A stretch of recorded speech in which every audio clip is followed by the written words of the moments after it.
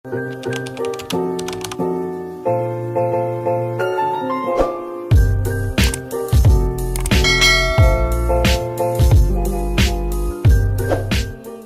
tayo ng ampalaya guys. Yan po yung slice nating ampalaya. Luto na tayo. Ulam sa agahan. Good morning sa inyong lahat guys. Kumusta po? Tingnan na sa malulusog na pangangatawan po. Tayong lahat.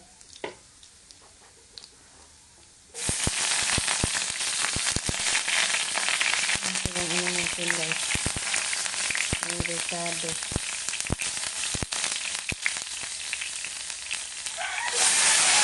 Okay. Guys, luto na po yung ating nilutong ampalaya with egg. With eggs pala. Kasi 3 pirasong eggs ang sinahog ko guys. Ito yung ano siya, basiyo. So dinamihan ko ng itlog guys kasi ito din naman yung pambaon ni Gianna. Baon naman si Gianna itong ampalaya with eggs. So ito yung baon din niya guys. So yan. Thank you Lord sa ating ulam Lord. Sa mga bunga sa ating mga tanim, makalibre na sa ating pang-ulam Diyos. Salamat Panginoon. Yan guys, nagluto ako ng tuyo. Karit natin sa ating ampalaya.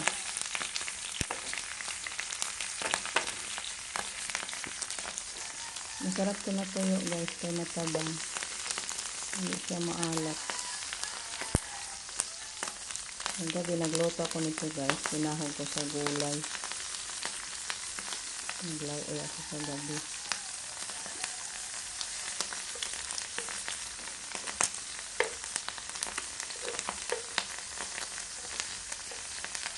Hello guys, good morning. Tapos na tayo ng agahan, nakaligo na din. Ang siri ko busy pala guys. Andun nag-mower, nag-grass cutter sa ano na naman ni ate. Pisa, sa gingan. Ayan siya guys. So, hindi masyado makita kasi malayo. Ayan, punta tayo sa pipino natin guys. Nag-relax muna ako, naguna doon sa garden. Naguna sana ako ngayon guys. Kaso arang panakit sa likod ko kahapon kagabi. Kasi siguro sa ano yun guys, sa kabubutas ko sa garden ba. Kaya relax muna ako ngayon maguna. Hindi muna ako ngayon maguna guys. Maglinis muna ako sa bahay ngayon. Dito yung pipino natin guys.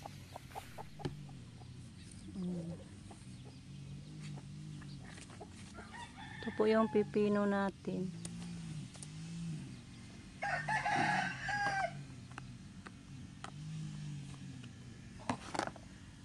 Ano pa doon sa itaas. Ano ito?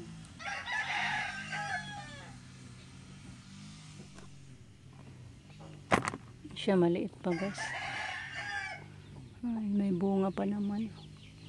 Andyan pa, aakyat. So punta tayo doon sa garden guys. Doon sa ampalayahan, may pipino tayo doon. So wala nang medyo malalaki sa ating ampalaya. Kunti na lang guys. Kanina nanguha si Rico. Bumili si Camilo. Ay mayroon pa pala. Mayroon pa palang makuha. Andyan pa. Dito pa. Mayroon pa pala. Maka-harvest pa pala tayo dito guys. Apa din. Makakuha pa ta. So dito yung pipino natin. Kunin natin guys.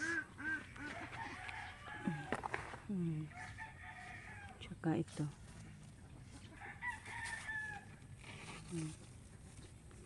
So tanggalin ko muna guys. Mga bunga. Umakit sa ampalaya natin.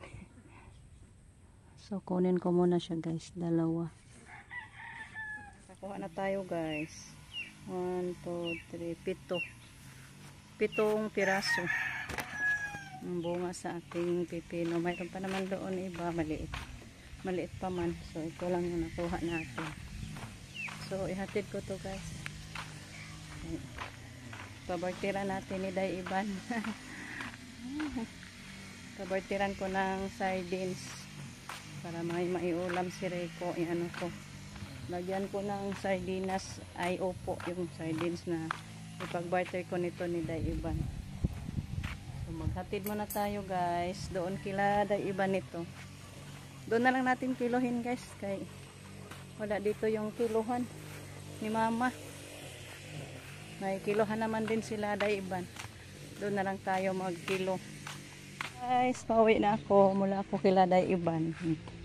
Yung nabarter sa ating pipino guys is isang sardines at isang sabon pangligo. Kasi 1 and 1/2 kilo yung pipino kong nakuha. Yan, manguha pa muna tayo ng ampalaya guys. Bibili daw si Iban 1 kilo. Sinang daddy.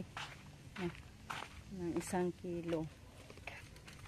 Yan. Madali lang maubos yung sabon natin pangligo guys. Tag 3 days lang, ubos agad. Kaya yan, mabutit nakapabarter ako ng sabon pangligo kay Day Iban sa ating pipino. Thank you po kay Day Iban guys. Ayan, ito muha tayo guys. Muha tayo ng ampalaya. Makakuha pa ba kaya to ng 2 kilo? 2 kilos ang kailangan natin guys. Lagi uod naman niya itong ampalaya. Ay, uod naman niya siya guys. Maraming uod sa ating ampalaya. Hindi na tayo nakapag pausok.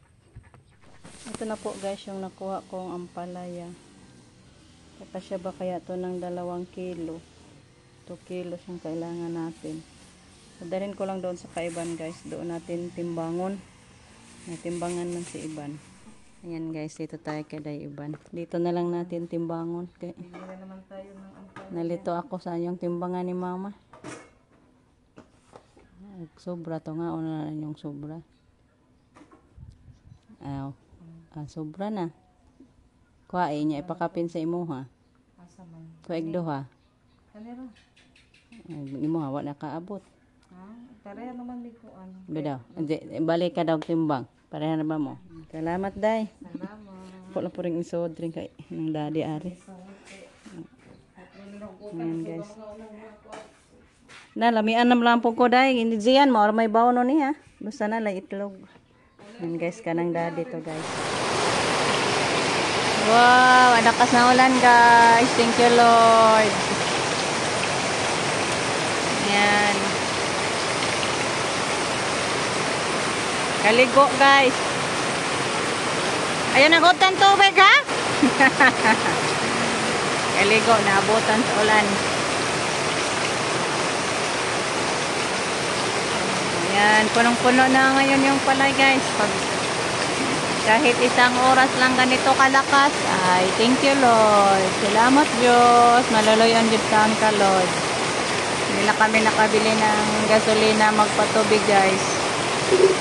Balak sana ni Rico magpatubig pagkatapos namin sa garden.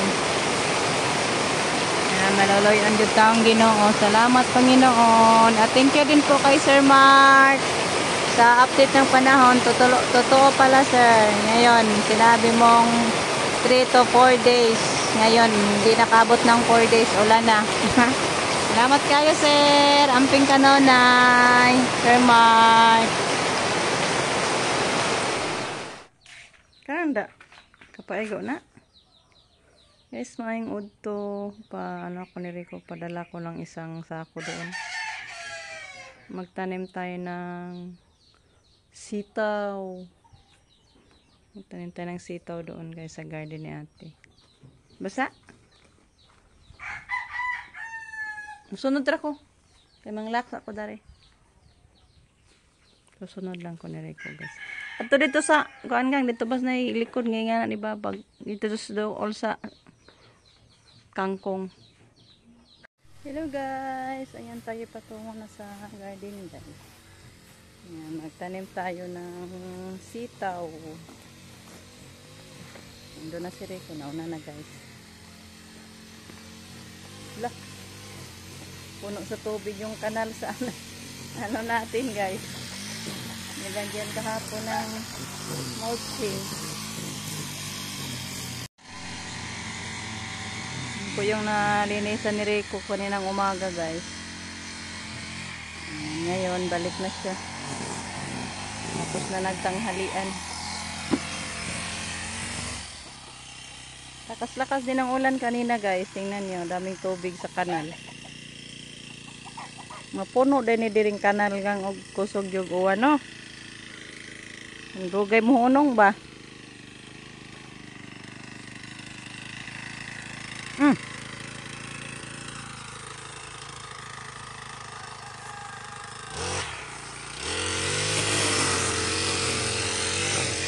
Dito ako guys, magano ako dito.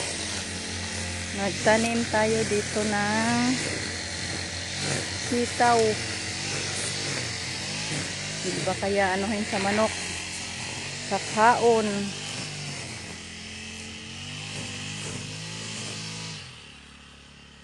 Dito tayo magtanim. Maglagay tayo muna ng pataba guys. May ano ako, pinadala ni Rico na pataba. Isang sako. Dito natin lagyan. Dito tayo magtanim guys. Ng sitaw. Likod sa payag ni mama.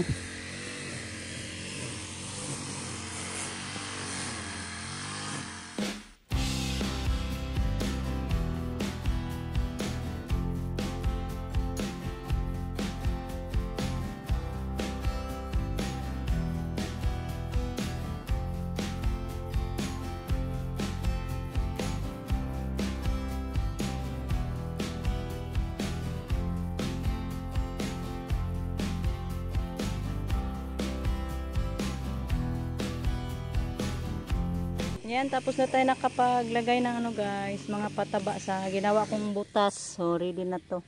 Magtanim na tayo guys.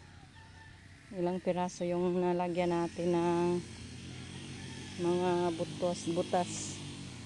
Bilangin natin guys. 1, 2, 3, 4, 5, 6, 6, 7, 8, 9, 10, 12. May 12 na nagawa tayong puno na pag maturok na to guys. Ang dami kong mga urok para hindi makakasama manok. Yan, magtanim na tayo guys. Yan, may manok na oh. Sunod-sunod na lagi ni. Ano yung problema guys kung kakaon niya itong tanom. Maway silbi niya itong kahagoan ni pag kakaon ni manok. So magtanim na ako guys. Ilagay na natin yung ating buto. Yung ating buto guys na sitaw. Ano ba ni? Ay di. Sitaw ba ni guys? Bakit ba hindi lumabas? Ayan po yung sitaw natin guys. Tagdalawahon lang na to kay matagal na to guys, baka hindi siya muturok ba. Ano lang natin lagyon. So anuhin natin guys nito ating urok ka na to para hindi maano sa manok.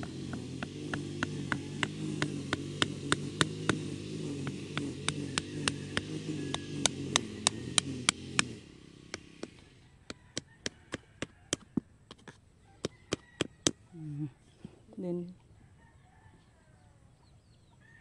relax na si Rico.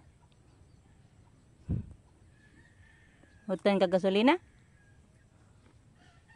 Ha? No gasolin? Relax, relax. Aging basa lagi ni mo dito. Puro Rico. May tubig kasi doon sa dulo. Ayan. Pisik-pisik. So, tapusin ko muna yung trabaho ko, guys. So, balikan ko na lang kayo, guys, pag matapos na tayo sa pagtanim. Dalawa ang itanim ko kay parang short guys. Guys, tapos na ako nakapagtanim. Nilagyan ko ng mga sako, guys, oh. Kay agmanok gisunod ko, guys. Kaya tinakpan ko. Ay nilagyan ko ng harang na sako. Hoping na din na nila kakaon in town. Tubils ko, guys. Wa na. Mo yung pinalit ganina ra. Wa na. Palit na po doon. Mangutang. Ayan, guys. Makatunga nakapon kag mahuman na imong gasolina. Ito nga na. Kuan pa man ka kung ano mong da. 1, 2, 3. Ito ka garden dito. Upat. Mahibirin. Doha. Apil. Tulo dito ka plat. Dali ara po sagbot, oy. Pag may tanim na tayong kalabasa, guys, hindi na natin i-grass cutter, ano na, isprayhon. Isprayhin na gamitin. Kaya hindi naman takamawar pag may kalabasa ng gumapang. So, pagkatapos nitong magmawar ni Rico, magtanim na tayo ng kalabasa. Kaya ulan na.